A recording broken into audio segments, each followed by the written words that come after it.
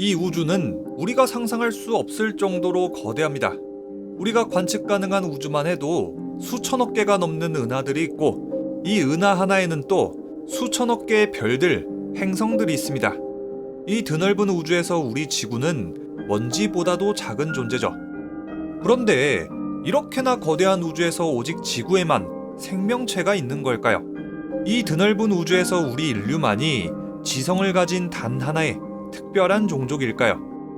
천문학자 칼 세이건은 이렇게 말했습니다. 만약 이 거대한 우주에서 작은 지구에만 생명체가 존재한다면 이것은 엄청난 공간의 낭비다. 우리 인간은 아직도 지구 밖에서 생명의 흔적을 찾지 못했습니다. 하지만 과학자들은 이 거대한 우주 어딘가에 반드시 생명체가 있을 것으로 믿고 있죠. 그런데 문제가 하나 있어요. 우리 인간은 이제 겨우 태양계까지밖에 탐사하지 못했죠. 우리의 태양계를 넘어서 또 다른 태양계나 저 멀리 몇 광년이나 떨어진 지구형 행성까지 도달하는 것은 너무나도 힘든 일입니다. 아직은 인간의 기술이 많이 부족하기 때문에 다른 항성계로, 다른 지구형 행성으로 나아가는 데까지는 100년이 더 걸릴지 1000년이 더 걸릴지도 모를 일이죠. 자, 그렇다고 포기할 과학자들이 아니죠. 과학자들은 우리 인간이 태양계 넘어 직접 가보지는 못하더라도 혹시라도 있을 외계의 직접 생명체들을 향해서 우리 인간이 여기 지구에 있음을 알리고 있습니다. 인류 역사상 가장 먼 거리를 날아간 탐사선 보이저호를 통해서 말이죠. 1977년 보이저 1호 2호가 발사됩니다. 보이저호의 임무는 다양한데요. 그중 가장 주요한 임무는 목성과 토성에 대한 조사입니다.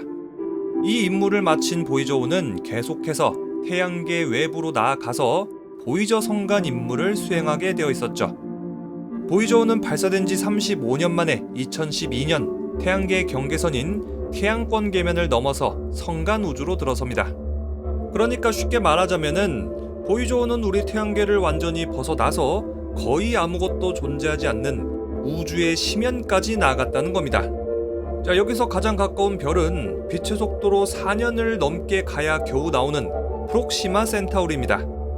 자, 보이저호는 현재 하루에만 147만 킬로미터씩 태양으로부터 멀어지면서 프록시마 센타우리로 향하고 있지만 보이저호가 여기까지 도달하려면 무려 340만 년이나 걸리죠. 야, 정말이지 우주 공간이 얼마나 거대한지 체감이 되죠. 자, 이렇게 아무래도 보이저호의 임무가 태양계 끝자락까지 아주 멀리까지 나아가는 임무다 보니 보이저호가 발사되기 전에 물리학자 칼 세이건은 이런 의견을 제시했습니다.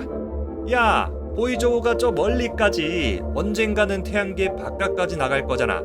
그 이후에도 보이저호는 계속해서 항해를 할 텐데, 야, 이거 봐라. 우리가 우주선을 언제 한번 또 태양계 밖으로 보내보겠냐. 그리고 이런 보이저호를 외계인들이 언젠간 발견할지도 모르잖냐. 이 보이저호에다가 지구의 정보를 담은 메시지를 보내자고. 자, 칼 세이건은 이전에도 외행성 탐사선 파이오니어 10호하고 11호에다가 지구와 인간에 대한 기본적인 정보를 그림으로 담은 파이오니어 금속판을 싣는 작업을 주도했었습니다. 이번에는 그때보다 훨씬 더 자세한 정보를 담기 위해서 아예 레코드판을 보내자고 얘기합니다. 자, 그렇게 칼 세이건하고 그 동료들은 약 6주 동안 지구 곳곳에 대한 자료 수집에 나섰습니다. 그리고 우리 지구하고 인류 문명에 대한 정보를 12인치짜리 LP판, 일명 골든 레코드에 담아냈죠. 이 골든 레코드는 보이저 1호하고 2호 모두에 탑재되어 있습니다. 현재 보이저 5는 우리 지구 그리고 인간에 대한 정보를 담아서 혹시 주변에 있을 고지능의 외계인들에게 신호를 보내고 있습니다. 자, 그런데 이런 보이저 5가 신호를 아무리 보내고 있다고 해도 이것들이 언제 외계인들한테 발견될지, 외계 종족이 우리 인류가 만든 이 LP판을 읽어낼 수나 있을지, 인간의 메시지를 이해할 수나 있을지 전혀 알 수 없죠. 자, 그리고 솔직히 말하자면은 보이저호는 망망대해를 떠돌아다니다가 그냥 우주 쓰레기가 될지도 모를 일이에요. 그래서 과학자들은 아무리 오랜 세월이 지나도 이 레코드판이 보존될 수 있도록 구리 레코드판 위에다가 금박을 입혔습니다. 이 골든 레코드 바깥의 수명은 약 10억 년 정도로 예상된다고 하니까 아마 이 골든 레코드는 인류가 멸종한 다음에도 오래도록 지속될 인류 문명의 유산이 될 수도 있겠죠. 일단 이 골든 레코드의 수명은 확보했어요. 자, 그런데 당연히 지구인들의 언어하고 외계인들의 언어는 다르겠죠. 서로 가진 기술도 다를 거고요. 자, 그래서 LP판이 고스란히 외계인들한테 넘어간다고 해도 이걸 못 틀면 말짱꽝이잖아요. 그래서 과학자들은 외계인들이 골든 레코드를 발견했을 때 이거를 틀어볼 수 있게 만들려고 전 우주에서 쓸 상징적인 기호들로, 말하자면 우주의 언어로 LP판 재생 매뉴얼, 사용자 설명서 이런 거를 표시해뒀습니다. 자, 우선 왼쪽 위에 원 표시를 통해서 레코드를 플레이어에다가 어떻게 넣어야 되는지, 레코드판의 회전 속도는 어느 정도 돼야 되는지를 표시했습니다. 자, 이제 오른쪽 부분은 어떻게 영상을 재생시키는지에 대한 설명서인데요. 영상의 파장 형태를 표시해둬가지고 외계인들이 영상을 제대로 틀 수 있게 설명해놨고, LP판을 제대로 틀었을 때는 처음에 소리하고 화면이 이렇게 나올 거다에 대해서 설명해놨습니다. 자, 이제 왼쪽 하단도 정말 중요한데, 이 그림은 지구가 어디 있는지를 표시해놓은 일종의 우주 지도입니다. 여기에다가는 중성자별인 펄스의 위치를 이용해서 지구의 위치를 찾기 쉽게 해놨습니다. 자, 그리고 레코드 우측 하단 일부에는 반감기를 이용해서 이 레코드가 언제 만들어졌는지 알 수 있게 우라늄 238을 전기 도금으로 입혀놨습니다. 자, 당시 미 대통령이었던 지미 카터는 이 골든 레코드 안에다가 이런 메시지를 담아 보냈습니다. 이것은 멀리 떨어져 있는 작은 행성에서 보내드린 선물입니다. 여기엔 우리의 소리와 과학과 모습과 감정과 음악 등이 들어있습니다. 우리는 당신과 함께 살아가고자 합니다. 우리가 직면한 여러 문제를 해결하고 언젠가는 우리 은하 문명과 함께하길 기원합니다. 이 레코드는 우리의 소망, 결의, 그리고 위대한 우주에 대한 경의를 담은 것입니다. 자, 이제 이 레코드 안에는 뭐가 기록되어 있는지 한번 볼까요? 과학자들은 이 레코드판 안에 당시 지구의 인구수, 지구에서 쓰는 기호들과 수체계, 인류가 현재까지 알아낸 대략적인 과학이론, 인간의 간략한 해부도, DNA 정보 등등 인간 전반에 대한 자료들이 들어있습니다. 또 여러가지 소리도 들어있는데요. 파도소리, 바람소리, 천둥이나 빗소리, 새의 노랫소리 등등 지구에서 들을 수 있는 자연에 대한 소리를 담았습니다. 자, 그리고 인간의 여러가지 언어도 담았는데요. 고대 수메르어, 고대 그리스어부터 포르투갈어, 아랍어, 프랑스어, 영어, 인도네시아어, 그리고 한국어까지 각각의 언어로 인사말을 녹음했다고 합니다. 자, 그리고 혹시라도 외계인이 물속에 사는 경우일 수도 있잖아요. 그래가지고 이런 환영 메시지 바탕에는 고래 울음소리를 깔았다고 합니다. 자, 그리고 우리 인류 문명이 쌓아올린 아름다운 음악들도 같이 포함됐다고 하는데요. 과학자들이 정말 심사숙고해서 약 1시간 반 분량의 27개의 곡들을 수록했다고 합니다. 자, 가장 대표적인 게 베토벤의 교향곡 5번 운명, 밤의 여왕 아리아, 그리고 루이 암스트롱의 재즈 등등이라고 하네요. 자, 그리고 세계 각국의 민요도 수록됐는데 아쉽게도 한국의 민요는 수록돼 있지 않다고 하네요. 지구에 대한 정보를 사진으로도 담았습니다. 태양과 지구, 바다와 물고기떼, 침팬치, 낙엽과 나무, 아이들 사진, 그리고 인체 신체 구조 사진 등등 총 118장의 사진입니다. 자, 여기서 재밌는 일화가 있는데, 이제 칼 세이건하고 그의 동료들이 인간의 생식 과정을 외계인들한테 전달해야 된다 라면서 생식 과정을 순서대로 나열한 사진을 넣으려고 했는데, 자, 여기서 미 항공우주국은 노골적인 성적 정보는 실을 수 없다 라면서 거절했습니다. 자, 예전에도 파이오니어 10호하고 11호에 새겨졌던 인간 남녀 나체 그림에 대해서 아니 우주로 외설물 보내는 거 아니냐 라는 비판이 쏟아졌었거든요. 아니 근데 과연 외계인들이 우리 인간의 신체를 보고 외설물이라고 생각을 할까요? 자, 이 골든 레코드를 외계인들이 회수해가지고 우리가 하고 싶은 얘기를 외계인들이 다 알아들으면 정말 좋겠죠? 자, 하지만 몇몇 비판들도 나오고 있습니다. 가장 큰 비판은 이겁니다. 야, 이 정보를 외계인이 받아가지고 이 외계인들이 딴 생각하면 어떡하냐? 우리 인류하고 지구에 대한 정보를 공짜로 외계인들한테 주는 거 아니냐? 외계인들이 이 정보 보고 나서 SF 영화처럼 지구를 침공하러 오면 어떡할 거냐? 이거 완전히 지구 공략뿐 아니냐?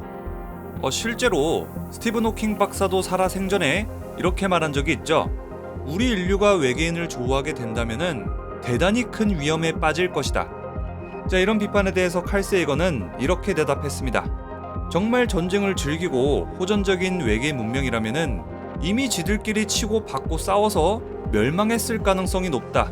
뭐야, 우리 지구 얘기인가? 그리고 또 성간 우주에 진출할 정도의 외계인들이라면 호전성이 그렇게 높지 않고 교류를 중시하는 문명일 가능성이 높다. 자, 두 번째 비판은 외계인들도 인간하고 똑같은 오감을 갖고 있을 것이다 라는 가정에서 이 레코드를 만들었다는 겁니다. 자, 외계 생명체의 감각은 인간하고 완전 다를 수도 있겠죠. 우리 인간이 전혀 알 수 없는 아주 독특한 감각기관이 있을지도 모르고요. 자, 만약에 그렇다면은 이거는 외계인들한테 심각한 혼란이죠. 골든 레코드를 켰다고 해도 아예 이해하지 못할지도 모르고 우리는 호의적인 입장에서 보낸 건데 그들 입장에서는 굉장히 불쾌하다라고 여길 수도 있어요.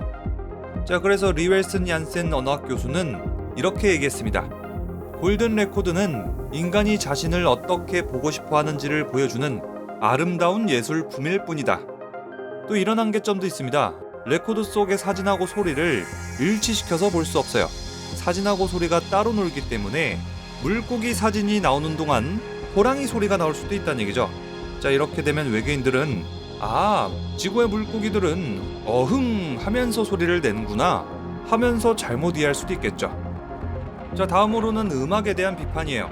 과연 외계인이 이 음악이라는 개념을 이해할 수 있을까? 인간의 기준으로 선택한 아름다움이 그들이 이해할 수 있을까? 이게 음악인지 아니면은 이 인간들의 언어일지 외계인들이 어떻게 구분할 수 있을까? 자, 그리고 마지막 비판입니다. 보이저 5에 실린 이 골든 레코드는 사실상 우주를 떠돌아다니는 쓰레기 신세가 될 거다. 자, 외계인들이 보이저 5를 발견하려면은 최소 수십 광년 이상의 거리에서 1m 크기의 물체를 관측할 정도의 대단한 기술력이 있어야 된다고 해요. 그러니까 인류의 관측 기술보다 최소 수십억 배는 성능 좋은 탐지 기술이 있어야 된단 말이죠. 게다가 이 정도로 엄청난 기술력을 가진 외계 문명이라면 진작에 지구를 찾고도 남았을 거예요. 그래서 여러 학자들은 외계인들이 이 골든 레코드를 찾아낼 가능성이 사실상 제로에 가깝다라는 걸 인정하고 있습니다. 자, 하지만 이렇게 우주에 메시지를 보내는 우리 인간들의 노력, 아예 의미 없는 행동이라고 볼 수는 없습니다. 가능성이 제로에 가깝다고는 하지만 어쨌든 레코드판의 예상 수명은 10억 년이나 되죠. 아주 낮은 가능성을 엄청난 수명으로 땜빵한다는 겁니다. 또 이 골든 레코드는 지구와 인류의 실체를 최적으로 요약했습니다. 그것 자체로 아름답고 시적이고 용감한 시도라고 볼 수 있죠.